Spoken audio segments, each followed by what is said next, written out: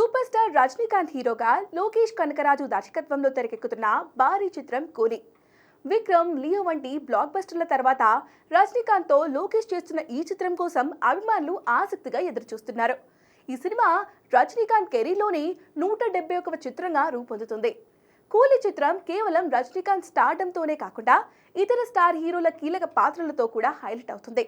ఈ సినిమాలో టాలీవుడ్ కింగ్ నాగార్జున ఒక ముఖ్యమైన పాత్రలో నటిస్తున్నాడు. ఆయన పాత్ర సినిమాకు బలమైన ఆకర్షణగా నిలవనుందని సమాచారం. దీంతో కూలీ సినిమాపై తెలుగు రాష్ట్రాలలో కూడా భారీ ఆసక్తి నెలకొంది. అందుకే ఈ సినిమా తెలుగు రైట్స్ కొనుగోలు చేసేందుకు నాగార్జున స్వయంగా ముందుకొచ్చినట్లు సమాచారం. ఆయన అన్నపూర్ణ స్టూడియోస్ బ్యానర్ ఈ సినిమా తెలుగు డిస్ట్రిబ్యూషన్ రైట్స్ కోసం డీల్ను దాదాపు ఖరారు చేసినట్లుగా తెలుస్తోంది. నాగార్జున ఈ సినిమాలో నటిస్తూనే దాని విజయ అవకాశాలను గమనించి తెలుగు మార్కెట్లో పంపిణీ చేసేందుకు సిద్ధమవుతున్నారు.